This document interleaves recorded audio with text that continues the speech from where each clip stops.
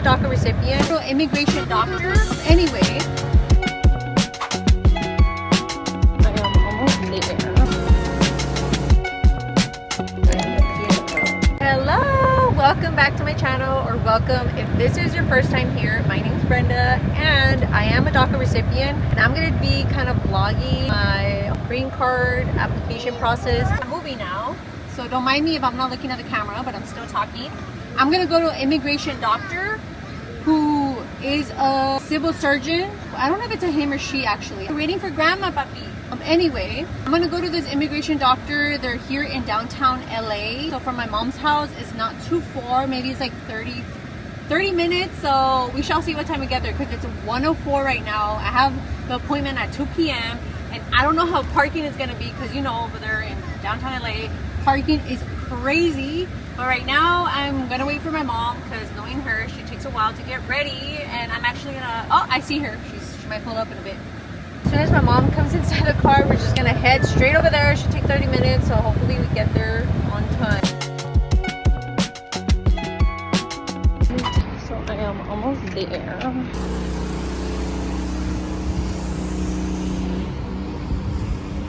Here at the doctor's office, well, I'm in the elevator going up. I'm like a minute almost late, so all right, wish me luck.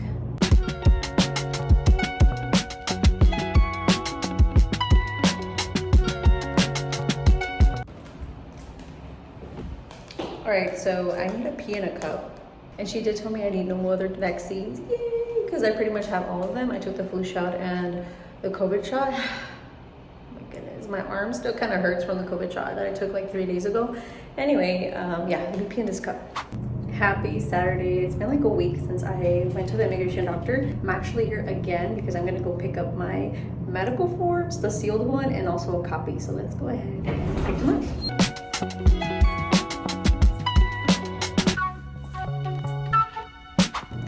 Yay, I'm out. Everything looks good. I'm so happy. Now to turn in all my green card applications. I know I've been lagging it, but I need to get on it quick since I have this already. Happy New Year! It's been 1 week since I received my medical exam. I know I said I was gonna vlog the whole process, and I did such a horrible job at doing that, and I'm so sorry. Like, anyway, I'm gonna go ahead and give you guys a recap of my whole medical exam and what happened, and also kind of an update on what I'm doing to apply for a green card all on my own. I'm not using a lawyer. So let's go ahead and just do this recap. So my name's Brenda. I'm a DACA recipient. I'm doing adjustment of status through my US citizen spouse. I am really excited that I'm doing this whole process, but it's also very overwhelming. I am using lots of guides and support from a bunch of Facebook groups, and I am so thankful for them. I'll try to put the ones that I joined right here, so you guys can see. One of them on top of my head are We Are Dreamers, AOS, I forgot the name of it, but I'll try to put it here. And also Spanglish Dreamers. Those are like the top 3 Facebook groups that I've been like guiding myself and getting free resources from. If you're also doing adjustment of status and you have DACA, I highly suggest that you join those groups, and that way you get informed of how to do this whole process all on your own. All right, so first things first. I haven't started the applications. All I did was print all of them out. I did advance parole back in October of 2024, so I got my legal entry. I'm able to do an adjustment of status. I did my medical exam, I think December 18 of 2024, and then 1 week after that, it was like December 28 of 2024, I went to go pick up my medical exam, and it was a very smooth process. I went to an immigration doctor, aka a civil surgeon. That's what they call it under the USCIS website. That's the only way you can find a certified doctor is through the USCIS.gov website, and that's how I found this doctor, also through those Facebook groups. They were highly recommending this person. So the first time I went, which was December 18, the doctor was very nice. She told me I needed a COVID vaccine, the most recent one. So I did take 2 COVID vaccines back in 2021, and she told me I did need the most recent booster shot. I went ahead and took the booster shot. And then I also went ahead and got the flu shot because she told me I needed the flu shot. And I was really surprised I needed the COVID and the flu shot vaccines. I thought you needed like, some type of vaccine record, but I honestly didn't know that those 2 were a requirement. I got those done within 1 week, and literally my body was tweaking out a little. For the COVID vaccine, I feel like my whole body hurt for 2 days straight. I didn't get any fever or anything like that. I just had body aches. And now for the flu shot, I didn't really have any side effects. Just my arm was, a little sore, but that's about it. Unfortunately, you have to get those done. I know there's some sort of waiver that you can sign and kind of give a statement for religious reasons or moral reasons or something like that, but it has to be a very legit reason. You also have to pay around $1,050 on top of that. That really sucks for those people who don't want to take those shots, but I just did it anyway. I survived. So I've been here since I was like a couple months old. So my vaccination record was very, very long, but thank God I had all the vaccines that they required, so I didn't have to take any additional shots or vaccines on top of, like the flu shot and the COVID shot. So I am so happy about that. The civil surgeon, she told me that everything looked good. Unfortunately, there are some people who, for whatever reason, they can't find their vaccination record or they just never got, vaccines. Then that's when it's very, very tough because you have to get a bunch of vaccines all at once, or maybe certain times you kind of have to wait in between, I believe. I'm not really sure. But so that day I went to the medical exam. I really thought it was going to be like a physical exam. I thought they were going to check my body, do things like that. But no, it was nothing like that. All I had to do was provide her with my vaccination record, pee in a cup, and also get blood work done. So I guess a blood work, they're checking for STDs. I'm not really sure exactly. They're also checking that obviously you don't do any type of drugs, and also I think alcohol. I think they check for alcohol, or at least she told me, she was being very adamant to not drink and drive, which I don't do that. I rarely drink, and of course I'm never gonna drink and drive. And after that was done, she told me to come back a week after to pick up my medical exam to make sure I double check everything looks good, all my information.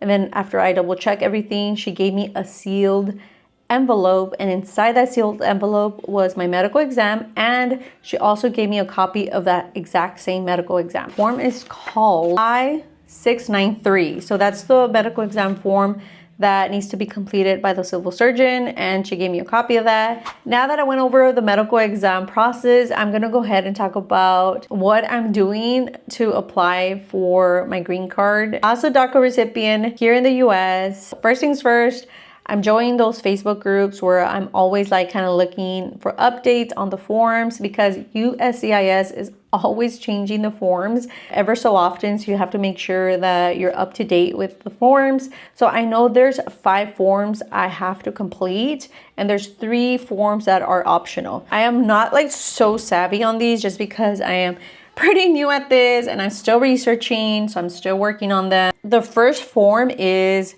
I-130. So that form has 12 pages, so it's not too bad, and it's called Petition for Alien Relative. The second form is Form I-130A, and that one is the supplemental information for spouse beneficiary. That one's about 6 pages. So the third form is the I-485. And that one is the application to register permanent residence or adjust status. So this one is so important. I mean, they're all important, obviously, because if you mess up in any of these, you're gonna get an RFE, request for more evidence. So we have to make sure that we fill these out correctly to avoid that. Form I-485 is actually one of the longest forms, I think. I believe it's around 40-ish pages or close to 40 pages. So it is a very long. The next form is the Form I-864, and that's the affidavit of support under Section 213A of the INA. The final required form is the Form I-693, which is the medical exam form along with your vaccination record.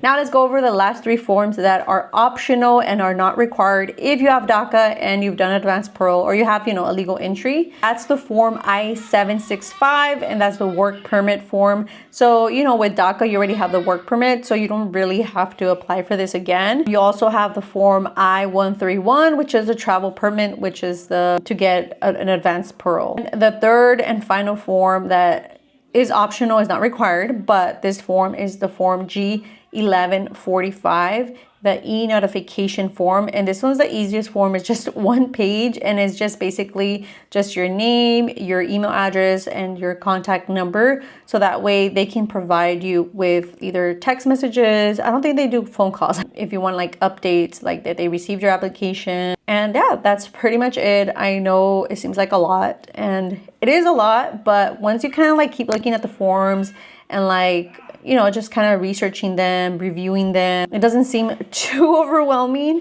And then in addition to all the forms, you also have to submit supporting evidence and documents. Some of the documents maybe that you would want and that I'm gonna have to submit would be like passport style photos, marriage certificate, obviously, your spouse's birth certificate. If they have a passport, you want to submit that. Also a driver's license or some type of ID. If your spouse has been married and has a divorce document, you want to make sure you also submit that, because you want to prove that it is a legit marriage. You want to make sure you submit things that are all under your name, like both your names, not just one person. A mortgage statement or a rental or lease agreement, federal taxes that you filed together, joint insurance policies, pretty much any financial statement that has both of your names will be a great way to prove that it is a legit marriage. Other things is if you do have kids together, you can also submit your kid's birth certificate. And aside from all that evidence, you also want to submit pictures of you guys together. So if you've been boyfriend and girlfriend maybe for a few years, you want to submit,